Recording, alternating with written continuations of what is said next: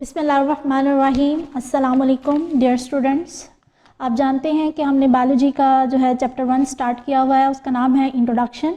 और previous lectures में मैंने आपको बायोलॉजिकल ऑर्गेनाइजेशन जो है वो पढ़ाया टिल पॉपुलेशन लेवल। आज का जो हमारा टॉपिक है वो है कम्युनिटी लेवल। तो इससे पहले हमने स्पीशी को डिफाइन किया। Species is a group of individuals that can freely interbreed and produce fertile and viable offsprings and that offsprings are that individuals are reproductively isolated from other members of the same species। यानी कि वो organism सिर्फ आपस में interbreed करेंगे, वो किसी और दूसरी स्पीशी के साथ ब्रीड नहीं करेंगे। जैसे डॉग्स के साथ ब्रीड करेंगे, कैट्स के डॉग्स के साथ जो है वो ब्रीड करेंगे। ठीक है, तो ये था प्रीवियस लेक्चर के बारे में। आज का जो हमारा टॉपिक है that is community level.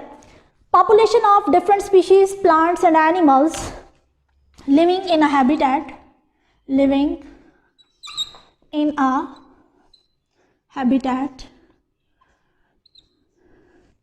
at the same time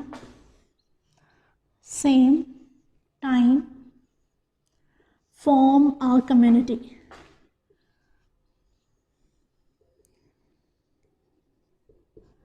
जब बहुत सारी पॉपुलेशंस प्लांट्स या एनिमल्स की मिलजुल कर एक ही जगह पर रहती हैं तो हम कहते हैं कि वो एक नेक्स्ट लेवल आ जाता है और that level is community level. ठीक है, तो हम कहते हैं कि यहाँ पर जो कम्युनिटी है इसकी दो टाइप्स हैं। There are two types of community, two types of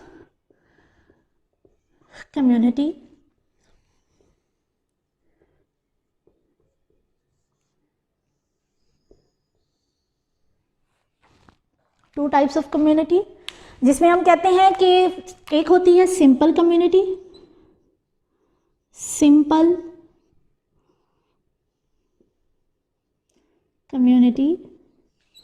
and the second one is complex community.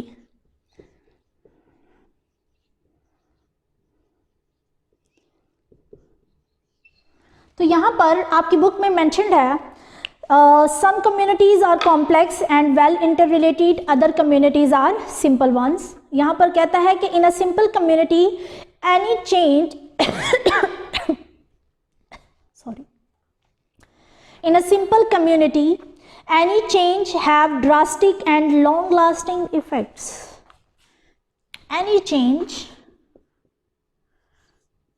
have drastic and long lasting effects। For example simple community क्या है? सिंपल कम्युनिटी का मतलब है, जैसे फर्ज करें कि जंगल है, इन अ फॉरेस्ट एक दरख्त जो है वो गिरा हुआ है, जिसे हम कहते हैं वुड लॉग।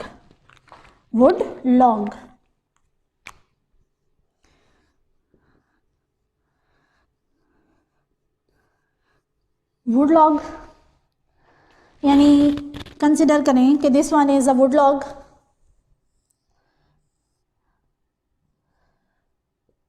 और इसके नीचे वो वाली स्पीशीज जो है वो उन्होंने रहना शुरू कर दिया है, यानी आंधी आई, ये दरख्त गिर गया और यहाँ पर इसके नीचे उन स्पीशीज़ ने रहना स्टार्ट कर दिया कि जो कि मॉइस्चर लविंग थी, यानी कि शेड लविंग है।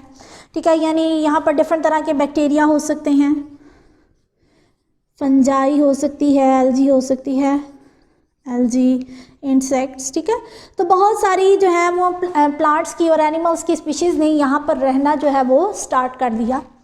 अब जैसे ही ये दरख्त अगर उठा दिया जाएगा तो यहाँ पर से शेड ख़त्म हो जाएगा, जिसकी वजह से इन स्पीशीज़ ने यहाँ पर रहना स्टार्ट किया था। ठीक है, तो अल्टीमेटली इसके नीचे जितनी भी लाइफ थी वो डिस्ट्रॉय हो जाएगी। ठीक है, तो ये नुकसान होता है एक सिंपल कम्युनिटी का। तो इसलिए प्रेफरेबल कम्युनिटी जो होती है वो होती है complex community, that is complex community.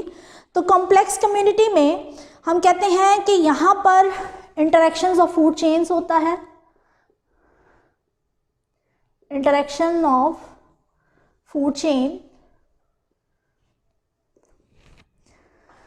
form a stable combination of population. Interaction of food chains forms a stable combination of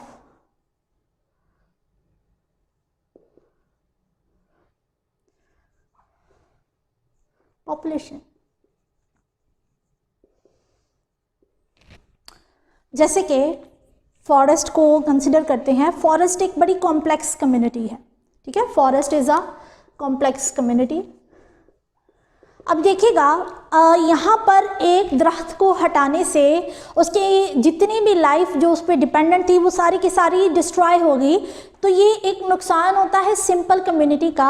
लेकिन जब हम कॉम्प्लेक्स कम्युनिटी की बात करते हैं, फॉरेस्ट है तो फॉरेस्ट में इतने ढेर सारे जो हैं वो ट्रीज़ प्रेजेंट होते हैं, तो वहाँ पर से आप किसी भी ट्री को कट कर दें, फॉरेस्ट पर कोई असर नहीं पड़ता, क्योंकि वहाँ पर और बहुत सारे ट्रीज़ जो हैं वो प्रेजेंट होते हैं। तो इसका मतलब है कि स्टेबल कम्युनिटी वो होती है जहाँ पर कॉम्प्लेक्स इंटरेक्शंस होते हैं, और अगर वहाँ पर कोई चेंज आ भी जाए तो वहाँ पर पूरी की पूरी लिविंग ऑर्गेनिज्म जो हैं, वहाँ की पूरी लाइफ जो है वो डिस्टर्ब नहीं होती। तो यहाँ पर आपकी बुक में कम्युनिटी को एक और तरह से डिफाइन किया गया है। Communities are dynamic collections, communities are dynamic, communities are dynamic collections of organisms, dynamic collections of organisms।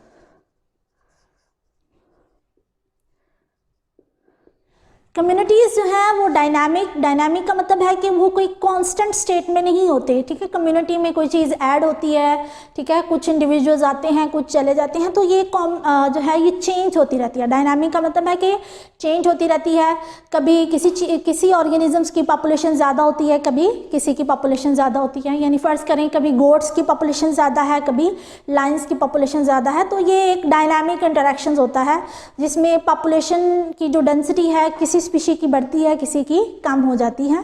तो यहाँ पर हम कहते हैं कि पॉपुलेशन जो कम्युनिटी है, कम्युनिटी में डिफरेंट तरह के वो जो है इंटरेक्शंस पाए जाते हैं। बात कर रहे हैं हम कम्युनिटीज़ की। कम्युनिटीज़ सिंपल हो सकती है, कॉम्प्लेक्स हो सकती है। सिंपल होगी तो कोई सा भी माइनर चेंज आएगा एनवायरनमेंट के अंदर तो वो कम्युनिटी पूरी की पूरी डिस्ट्रॉय हो जाती है, और अगर कॉम्प्लेक्स कम्युनिटी होगी तो उसके सर्वाइवल के चांसेस ज़्यादा होते हैं, क्योंकि उसके अंदर फूड चेन्स बड़े अच्छे बिल्डअप हुए होते हैं। चलें इसी को समझाने के लिए एक एग्जांपल जहन में आई। कोआला जो है ये एक एनिमल है, और ये यूकलिप्टस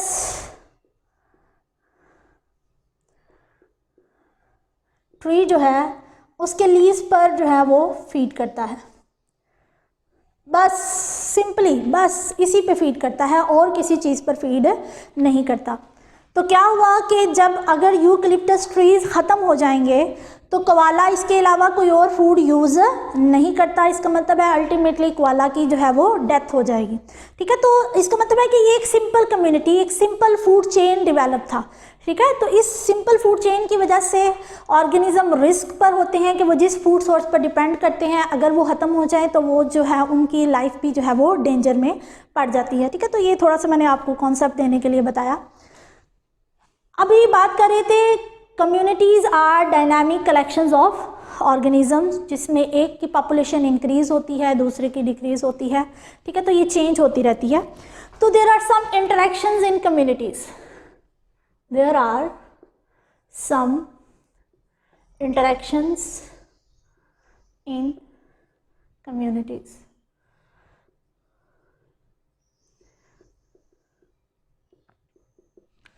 और वो इंटरेक्शंस क्या क्या हो सकते हैं? प्रीडेशन हो सकती है,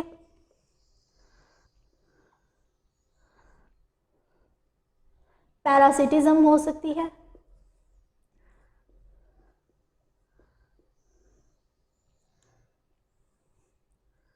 कमेंसलिज्म,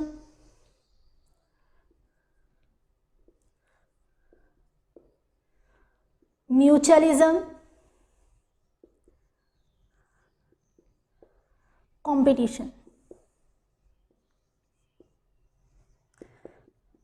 ठीक है। अब हम इन इंटरेक्शंस को वन बाय वन डिस्कस कर लेते हैं।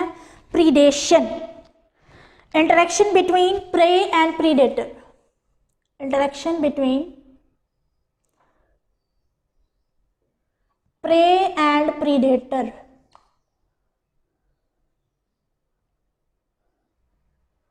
जिसमें हम कह देते हैं, एग्जाम्पल हम कंसिडर करते हैं lion and goat. Lion and goat यानी कि जो लाइन है ये गोट पर फीड करेगा, प्रीडेट करेगा। इसका मतलब है कि लाइन यहाँ पर प्रीडेटर है और गोट यहाँ पर प्रे है। लाइन शिकारी है और गोट जो है वो शिकार हुआ है। उसके बाद है पैरासिटिज्म। पैरासिटिज्म यानी कोई ना कोई इंटरेक्शन होगा पैरासाइट का, interaction of parasite and host, जिसमें हम कह लें लाइस का इंटरेक्शन होगा ह्यूमन में, ह्यूमंस के साथ। यानी ये जो लाइसिस हैं ये ह्यूमंस के ऊपर डिपेंड करती हैं फॉर फूड एंड शेल्टर। ठीक है, ह्यूमंस का ब्लड सक करती हैं, वहीं से शेल्टर लेती हैं। ठीक है, और यहाँ पर नुकसान जो है वो मुंचा रही हैं, ब्लड सक कर रही हैं, तो ऑब्वियसली जो है वो होस्ट को जो है वो नुकसान हो रहा है। तो प्रीडेशन में भी नुकसान हो रहा है और पैरासिटिज्म में भी जो है वो नुकसान हो रहा है। ऐसा इंटरेक्शन जिसमें एक को फ़ायदा हो रहा है और दूसरे को नुकसान हो रहा है, वो है प्रीडेशन और पैरासिटिज्म। इसके साथ जो नेक्स्ट इंटरेक्शन जो है वो आता है कमेंसलिज्म, जिसमें ऐसा इंटरेक्शन जिसमें कि मेंबर ऑफ वन स्पीशी जो है वो तो बेनिफिट ले रही होती है, लेकिन दूसरी स्पीशी ना तो उसको फ़ायदा होता है ना ही नुकसान होता है। एक को फ़ायदा हो रहा है लेकिन दूसरी को ना तो कोई फ़ायदा है ना ही नुकसान है। तो इस तरह का जो बिहेवियर होता है, इस तरह का जो इंटरेक्शन होता है कम्युनिटी में, उसे हम कहते हैं कमेंसलिज्म। और इसमें हम एग्जांपल पढ़ते हैं शार्क्स एंड स्मॉल फिशेस।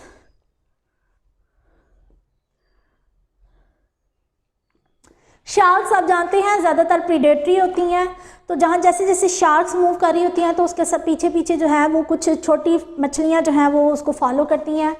मकसद क्या होता है कि जो कि आप जानते हैं जो है ये जो शार्क हैं जब शिकार करेंगी तो जब खा ली होंगी तो कुछ ना कुछ मीट जो है वो नीचे भी स्क्रैप होता होगा। ठीक है, वो गिरता होगा, तो वो जो छोटी मछलियां हैं चूँकि वो शिकार नहीं कर सकती। ठीक है, तो अगर शार्क की भूख मिट गई है तो वो बाकी का जो अपना शिकार होती है उसको वैसे ही छोड़ देती है। ठीक है, तो वो जो छोटी मछलियां होती हैं फिर उसके ऊपर फीड करती हैं। ठीक है, तो इससे शार्क को कोई नुकसान नहीं हुआ क्योंकि शार्क ने अपनी भूख को मिटा लिया है, तो वो जो एक्स्ट्रा है उस पर जो है वो स्मॉल फिशेस जो है वो फीड कर रही हैं। तो ऐसा बिहेवियर, ऐसा इंटरेक्शन जो है जिसमें एक यानी स्मॉल फिशेस तो बेनिफिट ले रही हैं लेकिन शार्क्स को इससे कोई नुकसान नहीं हो रहा, such type of interaction is known as commensalism. उसके बाद हम म्यूचुअलिज्म कहते हैं कि both members get benefit, both members get benefit,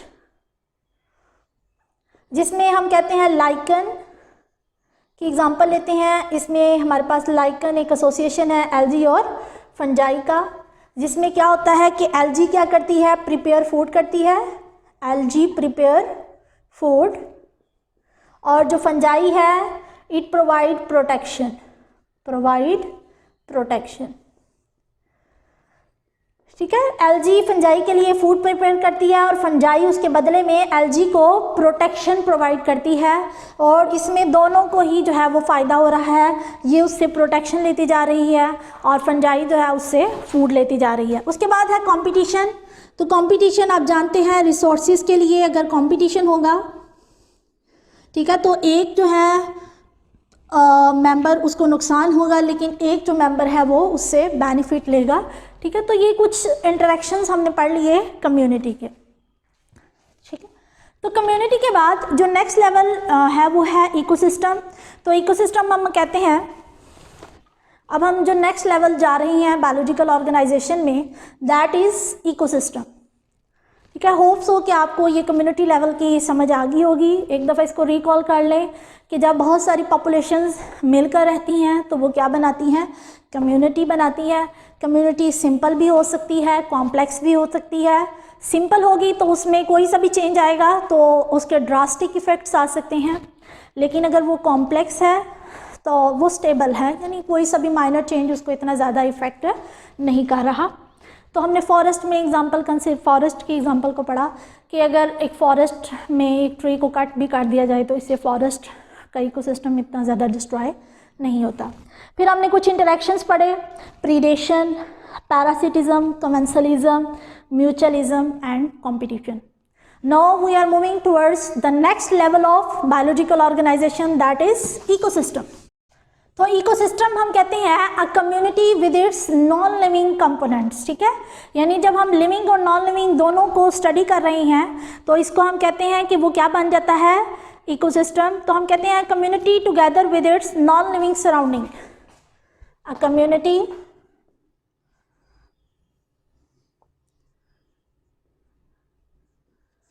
together with its non-living surrounding।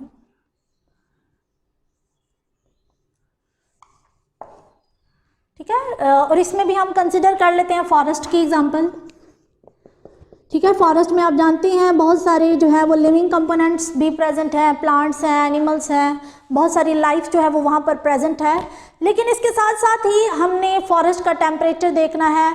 ठीक है, जब हम वहाँ के नॉन लिविंग कंपोनेंट्स को भी स्टडी कर रहे होते हैं तो वो फिर एज अ होल हम इकोसिस्टम को स्टडी कर रहे होते हैं, यानी वहाँ का टेम्परेचर क्या है, वहाँ की एयर कैसी है, ठीक है, मॉइस्चर कंटेंट क्या है। ठीक है, तो जब भी लिविंग, जहाँ पर भी लिविंग ऑर्गेनिजम्स रह रहे हों और उनका इंटरेक्शन अगर हम एनवायरनमेंट के साथ स्टडी करें तो इसको हमने ब्रांचेज ऑफ बायोलॉजी में भी बताया था कि दैट इज़ इकोलॉजी, और जब with reference to the human पढ़ें तो दैट इज़ एनवायरमेंटल बायोलॉजी। उसके बाद the last and the very complex level of biological organisation is biosphere. Biosphere, the last level of biological organisation, biosphere. Biosphere हम कहते हैं layer of earth capable of supporting life. Earth की वो layer जो life को support कर सके उसे हम कहते हैं बायोस्फीयर। इसमें आगे फर्दर 3 लेयर्स आ जाती हैं, हम कहते हैं लिथोस्फीयर, हाइड्रोस्फीयर। लिथोस्फीयर यानी लैंड के ऊपर कहाँ कहाँ पर जो है वो लाइफ मौजूद होती है, वहाँ पर हम कह देते हैं कि वो लिथोस्फीयर है। उसके बाद हाइड्रोस्फीयर, पानी में आप जानते हैं वाटर के अंदर भी लाइफ एग्जिस्ट करती है तो वो हाइड्रोस्फीयर। उसके बाद हम कहते हैं एटमॉस्फेयर, कि एयर के अंदर भी कुछ ना कुछ स्पीशीज़ जो हैं वो पाई जाती हैं, कोई ना कोई लिविंग ऑर्गेनिज्म पाए जाते हैं। तो वो सारा का सारा जो है वो मिलकर जो है वो फिर हम कहते हैं कि ये एज अ होल जो है हमारे पास क्या आ जाता है, biosphere. Layer of earth capable of supporting life, earth की वो लेयर जो कि लाइफ को सपोर्ट कर सकती है उसे हम कहते हैं बायोस्फीयर। तो यहाँ पर हमारे पास बायोलॉजिकल लेवल ऑफ ऑर्गेनाइजेशन जो है वो कंप्लीट होता है। इंशाल्लाह नेक्स्ट लेक्चर में जो है वो हम नेक्स्ट टॉपिक को डिस्कस करेंगे। आज के लिए इतना ही। अच्छा जी, इसके साथ साथ मैं आपको एक मैसेज देना चाहती हूँ। प्यारे बच्चों, बराए मेहरबानी जो लेक्चर आपको डेली बेसिस पर सेंड किया जा रहा है उसको डेली ही जो है एक दफ़ा रीड आउट ज़रूर कर लिया करें। इससे आपको नेक्स्ट जो लेक्चर्स होते हैं उनको अंडरस्टैंड करने में आसानी होती है। ठीक है, अगर आप इनको नहीं पढ़ते तो ये सारी जो मेहनत है जो हम इस क्वारंटाइन के टाइम पर भी जो है वो आपके लिए जो है वो आपको लेक्चर सेंड हो रहे हैं वो वेस्ट हो जाएगी। ठीक है, तो रमज़ान आप सबको बहुत बहुत मुबारक हो। अल्लाह ताला जो है इस मुबारक महीने की बरकतों से जो है कोरोना वायरस को जो है वो ख़त्म करे। और इसके साथ साथ ही आपको एक मैसेज ये देना चाहूँगी कि stay home, stay safe. Thank you, अल्लाह हाफ़िज़।